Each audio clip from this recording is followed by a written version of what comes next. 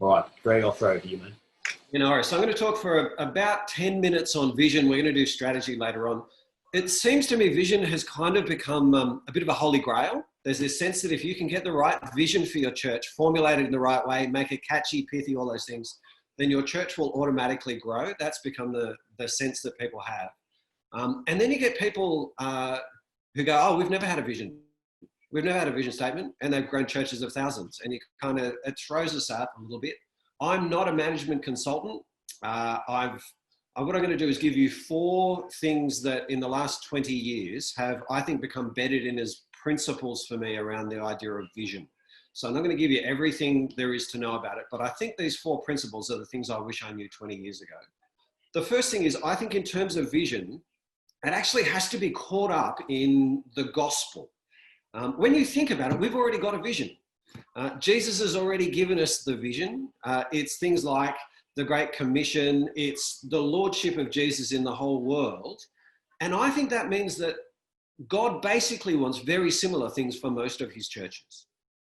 Your church, my church, what God wants for us, the vision he wants us to have is actually pretty similar, isn't it? It's the lordship of Jesus. It's that we love God with all our heart, soul, strength, and mind.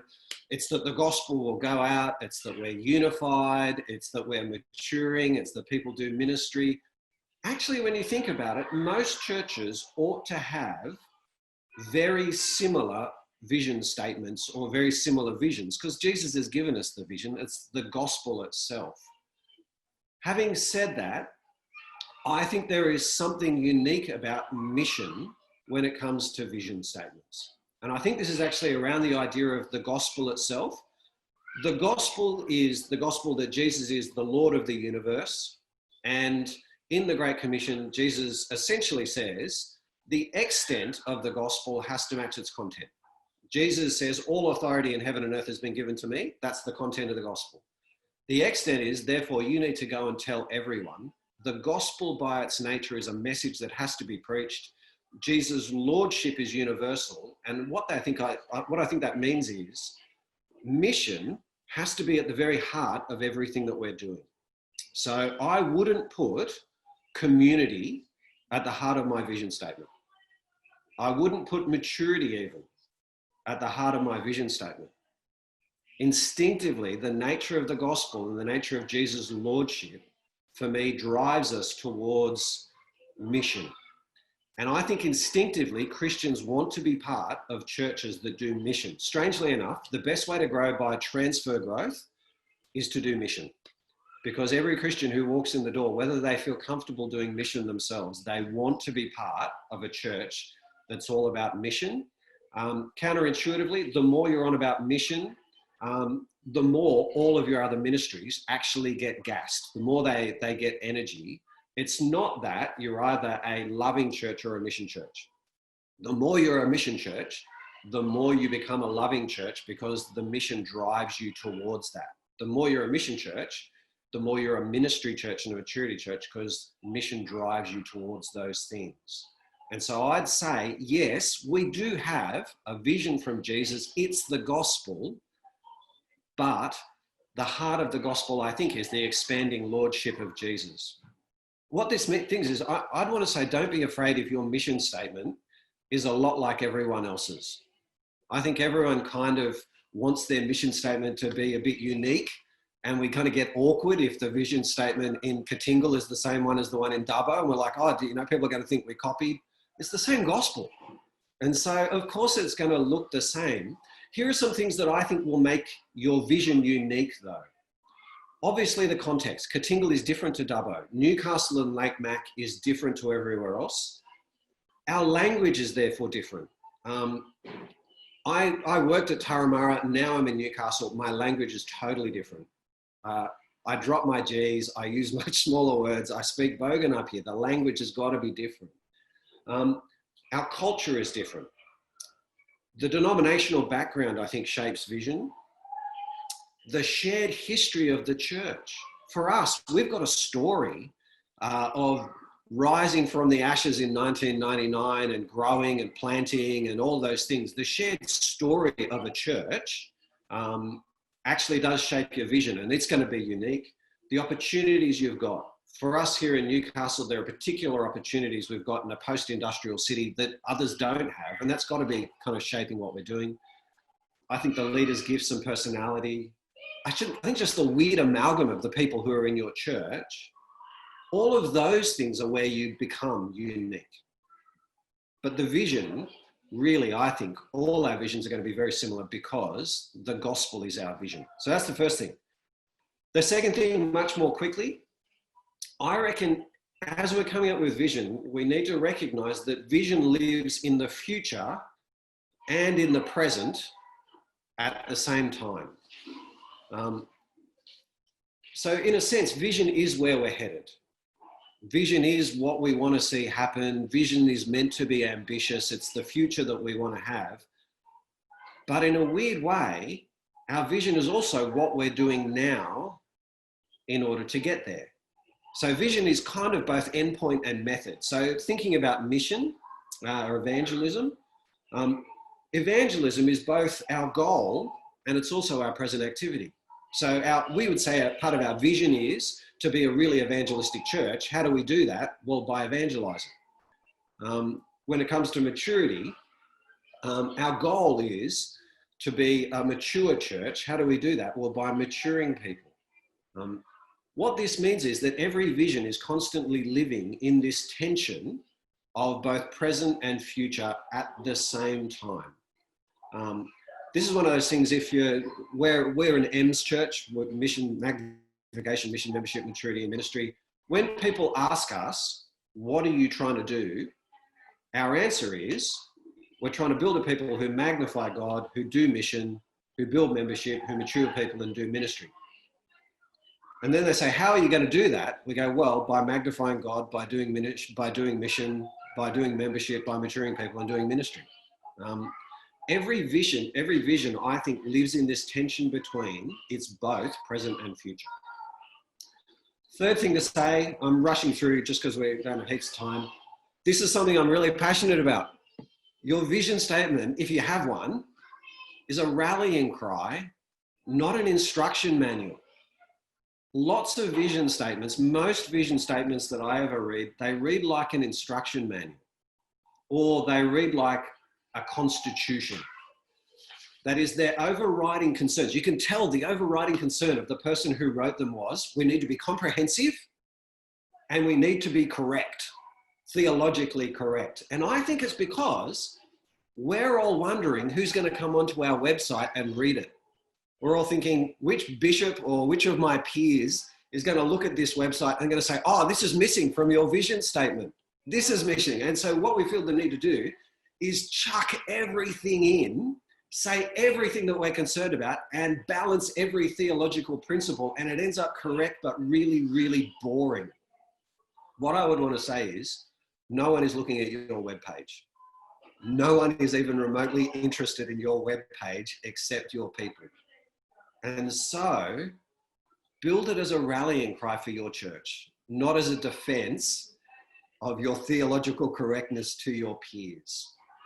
It has to reflect your passions as a church, and it has to reflect your priorities as a church, and who cares what any of your peers ever say about it. I'll give you one that we've got at the moment later on that is, it's just unashamedly Pentecostal, charismatic. It's mad. I think most people would hate it, but it's working like a dream for our church at the moment. I'll tell you about it later. So it has to be kind of caught up in the gospel. It has to live in the present and the future at the same time. It's got to be a rallying cry, not an instruction manual. My big point, though, is vision statements have to be deeply personal. Deeply personal in two ways. One, if you're the leader, people really have to see it alive in you personally.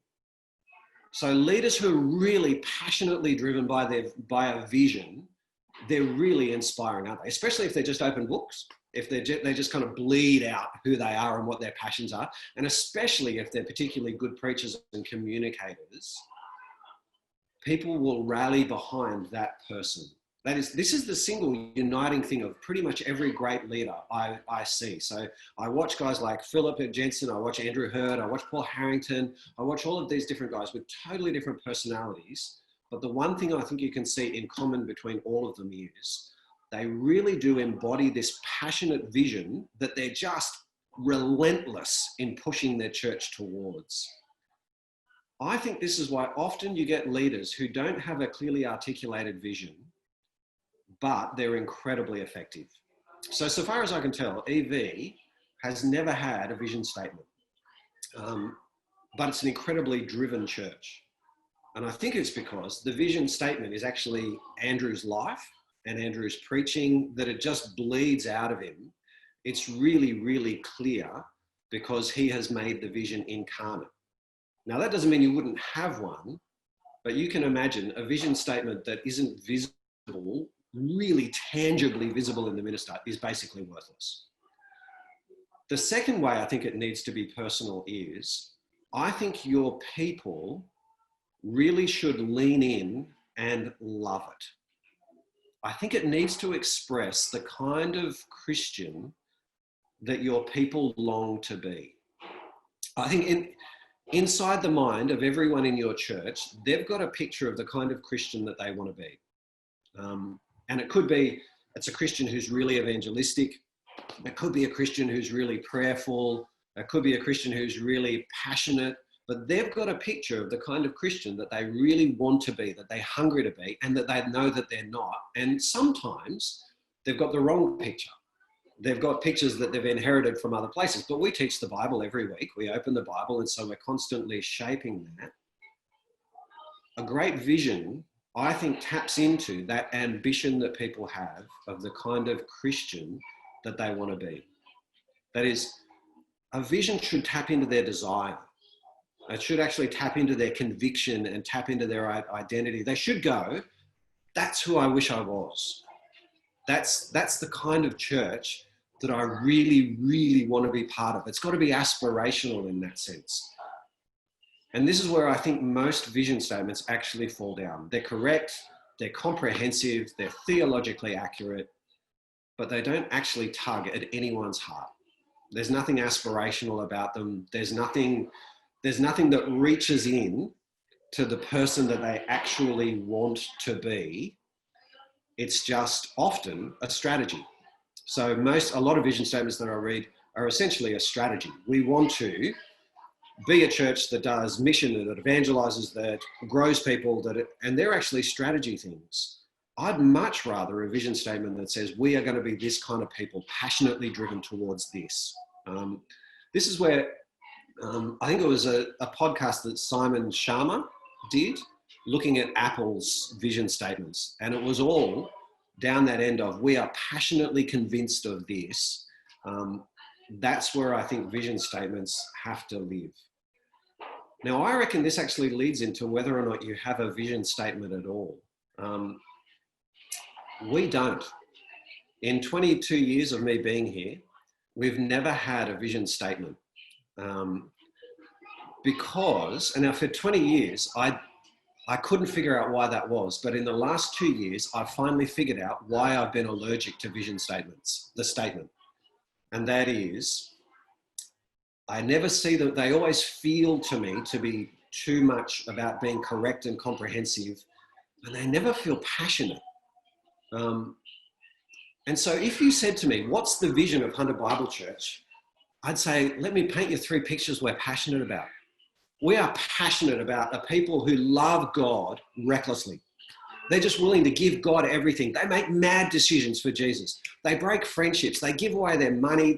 God blows up their weekend. He dominates their whole life. That's what we want to be. And we also want to be a people who really repent and who the word is shaping our lives, really challenging our hearts. We want to be more like Jesus. And the third thing we're passionate about is the city we live in. We so love Newey and Lake Mac.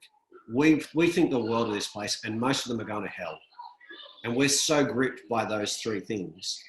And so there's no statement there, but it drips passion, and I can use it in 100 different contexts. So when we baptize, I'll go, what do we want for Sally? Well, we want Sally to grow up loving Jesus like mad, loving God like crazy. We wanted to grow up looking like Jesus. We wanted to grow up as an evangelist. That is, by not having a statement, but by having these 3 passion-driven pictures, it's actually enabled us to tap into what people, the Christian people, really want to be, to adapt it and change it over time. It doesn't mean I'm against the statement, but for me, if I could find a statement that dripped passion, I'd use it. So maybe it would be, worship God, grow like Jesus, love the city. But even then, it just sounds too corporate for me.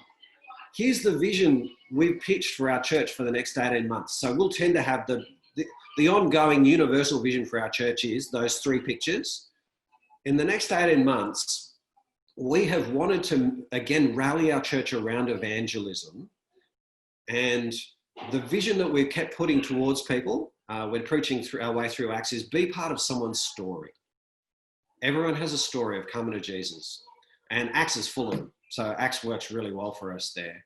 And every Christian really wants to be evangelistic at their heart. They're terrified. They don't know how. And they don't think that most of them don't think that they can be the last part of someone's story. But every Christian wants to be part of, when they see those, the testimonies up on the screen, they wish they were part of that story somewhere. And so we've been saying, be part of someone's story. You might be the person who talked over the back fence. You might just be the person who prayed for the friend in your growth group. You might be the person who gave them a coffee on their first time they came to church on Sunday. You might be the person who crossed the aisle. You might be the person who prayed the prayer. You might be the person at life who answered their questions. Be part of someone's story in the next 18 months. I think it's one of those vision statements. It's not theologically correct. It's not comprehensive. It's the sort of thing that I think most people from my background would go, oh, that feels awfully Pentecostal and charismatic. But I tell you what, evangelistically, our church coming out of COVID is pumped. Life is full. And that's where I think it's because it taps into that sense that it's a rallying cry. And it's a rallying cry of the person I really wish I was in Christ. For me, that's where vision really lives. Have I gone over time? No, that's fine. No. So I don't want to cut you short there. If you've got anything else to say, you can throw in there. Otherwise, no, that's it. Okay, good. That's all I got. You've probably got 1,000 questions to throw at Greg, but this is what we're going to do. We're going to go into breakout rooms for 8 minutes. I want you to, hopefully you'll have some sort of vision statement or either articulated or not in your head for your church or your ministry. I want you to go into these breakout rooms, and I am going to, let me just put this on the screen. I'll put this in the chat bar as well so that you can see it. I want you to just talk with the other person in here about these areas that Greg has raised here and where you're at with them. You can talk about the questions that have come out of what Greg said as well, so that when we come back in, you can throw those at Greg. But just have a conversation around these things. Share your vision. How does it fit with those 4 categories? Where do you think it's hitting home run, and where is it lacking? And if you get time, that third part, how could you reshape it? That might be a conversation for after. But we're going to go into breakout rooms, 8 minutes. I'll let you know with a minute to come. Coming back, and then we'll have a bit of time for Q&A in this part before Greg talks about strategies and goals.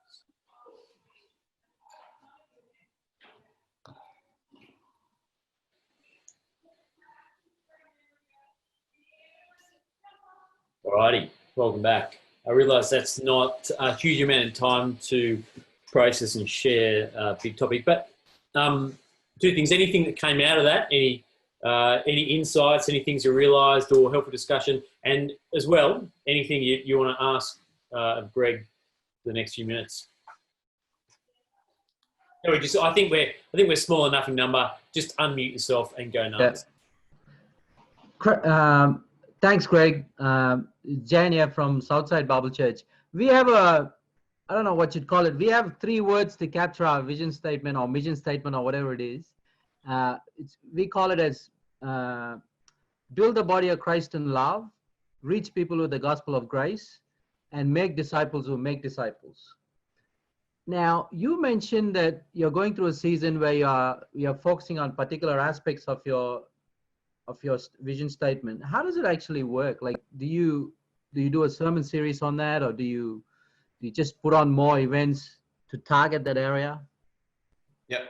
One of the benefits of having been here so long is that those three pictures are really deeply ingrained in the psyche of our church. And so everyone will be able to talk about passion for God, passion for ourselves, passion for the city, blah, blah, blah.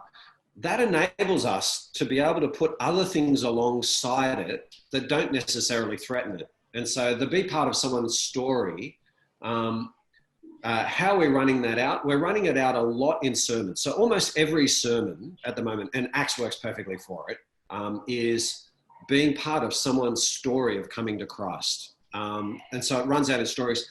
We then produce loads and loads of videos. So I think there's probably been, so far there would be a dozen videos that have been produced through this series, of not just the person coming to Christ, but the interview with the person who was part of their story.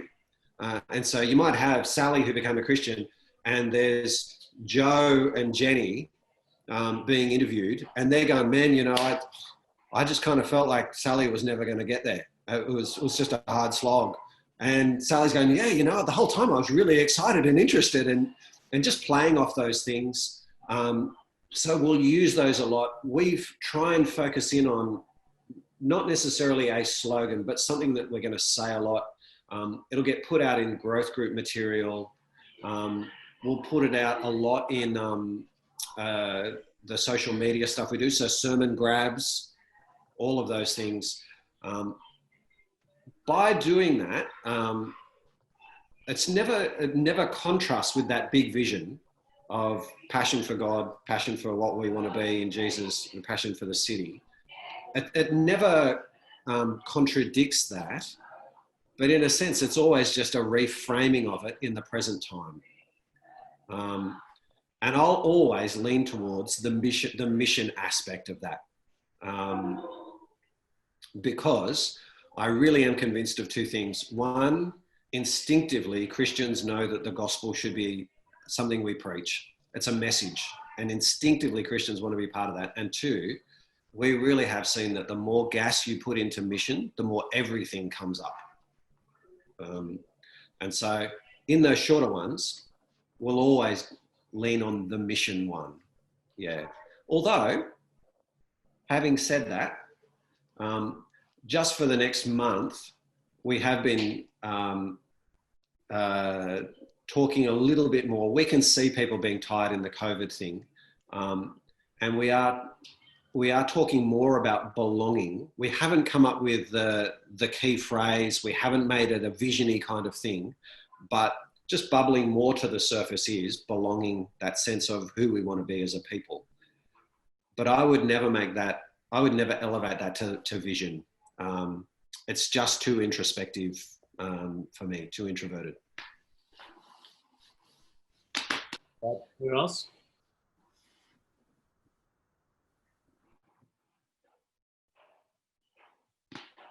Alrighty, that's enough of a gap. I'm going to keep going. Greg, talk to us about strategy goals.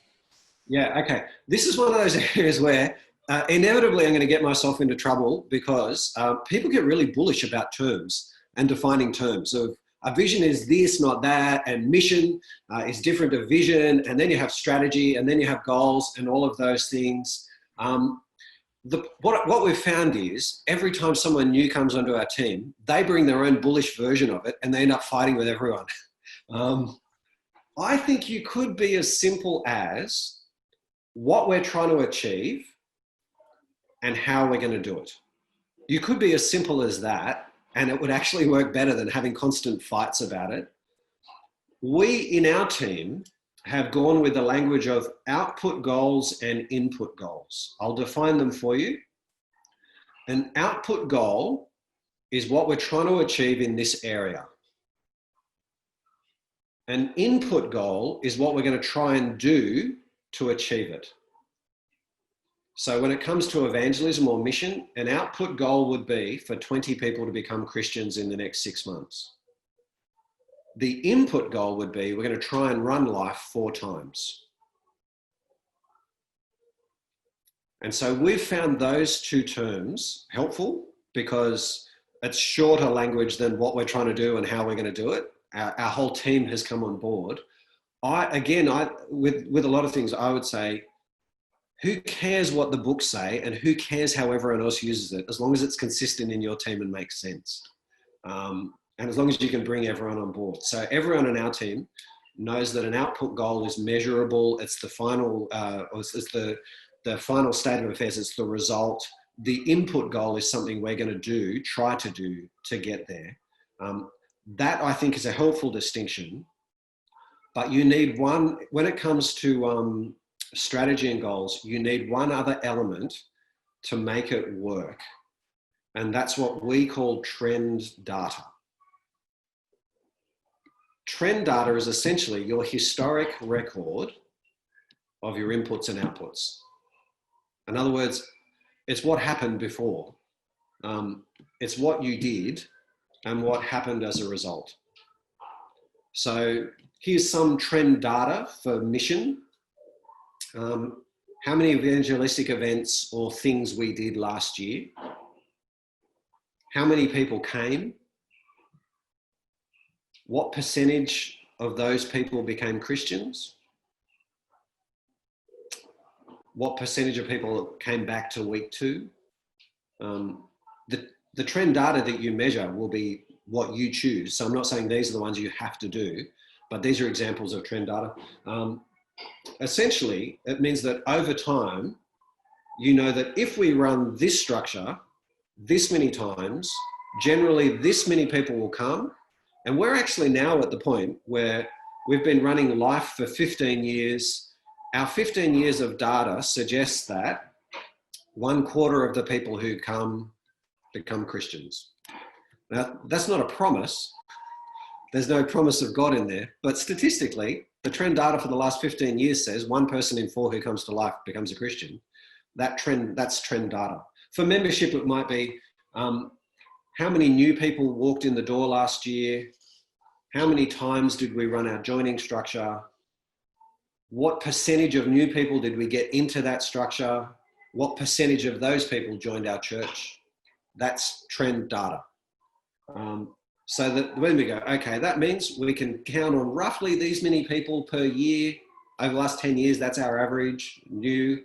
If we run this structure at these times, generally this many people will join our church. In ministry, it might be how many people are in church, what percentage of people are in a team, how often did we run our recruitment program, how did the percentage of people in teams change? So what trend data is really doing is measuring our inputs and our outputs, and it helps us to see what's reasonable. What that means is for us, when we're doing goals, strategy, and so on, we start with trend data. So what's the trend data in this area of church historically over the last 10 years? And then we'll say, based on that, what is a pretty ambitious output goal? And then we'll say, well, what input goals do we need to have based on our trend data to achieve that output goal? And then there's the action steps. So I'll give you an example of that when it comes to mission. Here is the trend data of mission at Hunter Bible Church. Historically, 1/4 of people who come along to life will become Christians. And I'll say again, there's no promise in that. It's not a theological statement. It's just measuring for the last 15 years. Historically, that's generally been what happens. Anecdotally, over the last 15 years, it's harder to measure this. We think it takes 5 invitations for 1 person to come to life. So 5 different people will be invited. 1 of them will come to life. That seems to be the trend data there. Last year, about 170 people came to life and 40 people became Christians. So you can see we're pretty close to that 1 in 4 thing.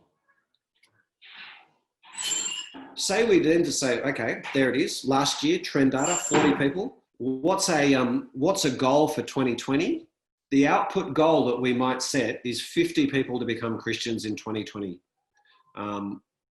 It's a stretch. It's improving by 25%, 10 more. That's our output goal. It's measurable, it's clear, we'll know whether or not we reached it. The input goal then, based on our trend data, is we need to get 200 people to life. That means we need to get 1,000 invitations to life in 2020. Then some of the actions that we're going to take is we'll sell people and be part of someone's story. We'll tell lots and lots of stories. We'll run life twice more this year than we did last year. That means we're going to have to train more life leaders. It means we're going to have to train people and we're going to improve in people's skill in inviting people so that maybe we can bring that 1 in 5 down to 1 in 4. So you can see what we do. The trend data helps us to see what we've been doing, how successful is it generally, what are the numbers. That helps us to build a stretching output goal. And from that output goal, we can reverse engineer from the trend data what the input goal needs to be.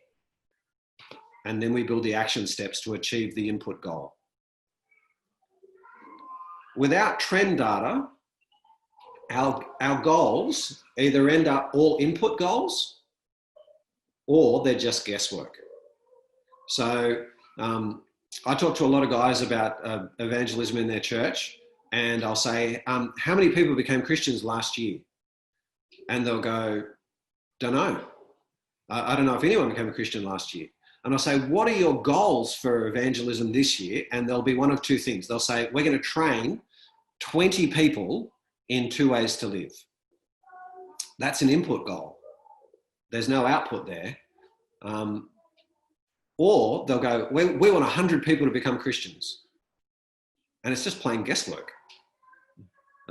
You can dress it up as faith, but there's no reason at all to think that they're going to get there.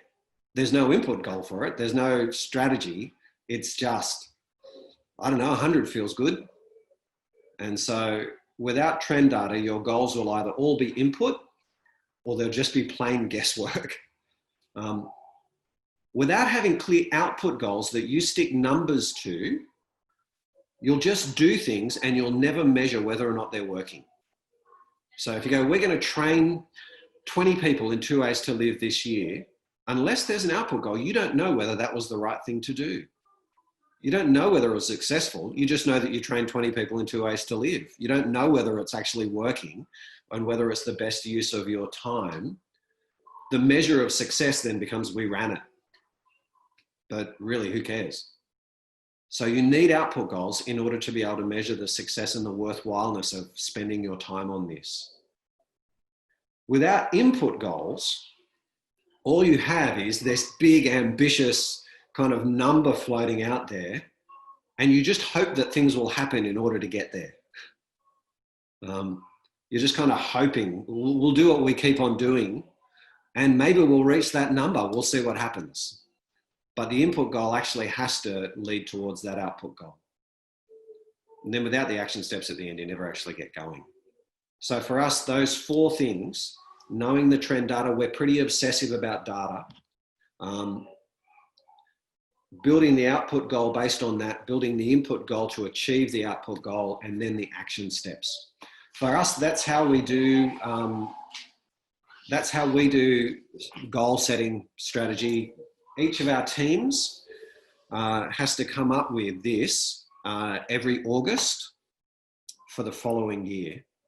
And every team is measured against the output goals from the year before and saying, well, okay, if we did reach it, was it an accident? Or was it that the input goals actually really were the right ones and it worked? How does this year change our input data now? How does this add to it? If teams didn't reach their goals, then we'll start saying, well, was it an unreasonable one? Did we have the wrong input goals? Were we operating on the wrong data? That's the sort of thing that we do every August. And then there's the next 4 months our year kind of begins in August, really, in terms of teams. So they're rolling on. All right, they're my thoughts on setting goals. Yeah, back to you, Derek. Alrighty, here's what we're going to do. So I suspect you've got questions on this. I'm going to give you 5 minutes just in the breakout room to do one of two things, really. On the screen, you can see a couple of things. If you brought strategies, goals, priorities that you want to share, that'd be really helpful to share it with the other person. And just analyse, are they input goals? Are they output goals? What are they based on? Just running through the grid of what Greg has said. You can do that.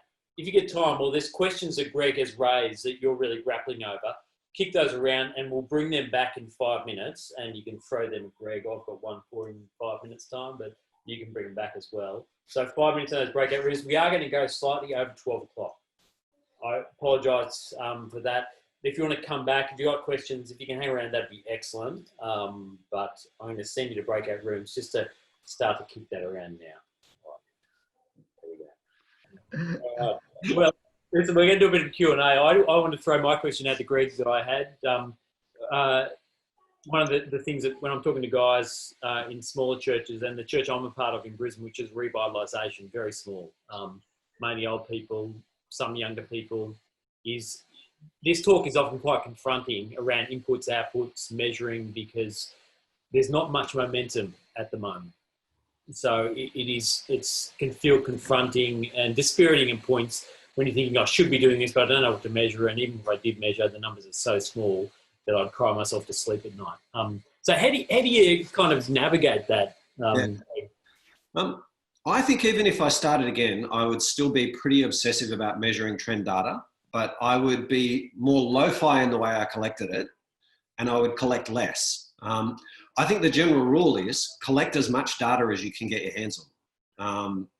Then you've got to learn how to assess it and all of those things. But there's 5 pieces of data that I would just be collecting from the word go. I'd be wanting to collect the percentage of member attendance across this year. So of people who call themselves members of our church or people who we would call members, what percentage are coming on a Sunday? That's a huge thing.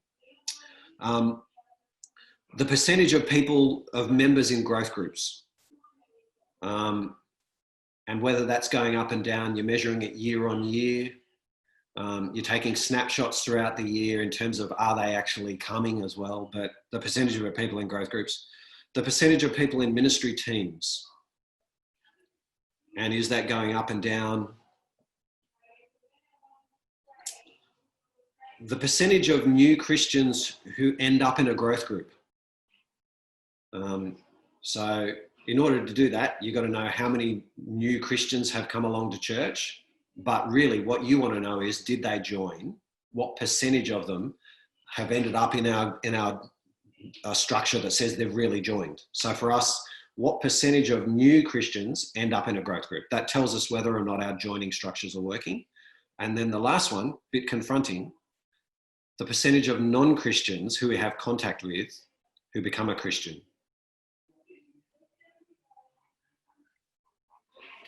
We kind of want to know that, in that we don't have complete control over it, but we want to be always trying to find the thing that's working best.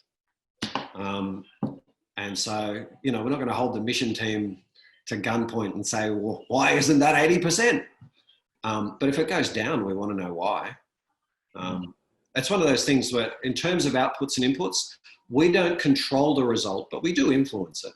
We do know that we have influence over the results of things, even when we can't control them. And I want to be responsible, and I want to be concerned about the effect that I'm having on by what I do. And so, for instance, if it turns out that no one came back to the second week of life because the guy we've got preaching at it is really dull, well, that's on me. I want to know that. So I think there's a difference between controlling an output and influencing it. But they're the 5 things I would be constantly wanting to find out. And then as my resources increase, I'd be wanting to measure a lot more as well. Giving, you kind of want to measure giving. There's a whole heap of things that you can measure as well. But yeah, that's where I'd start.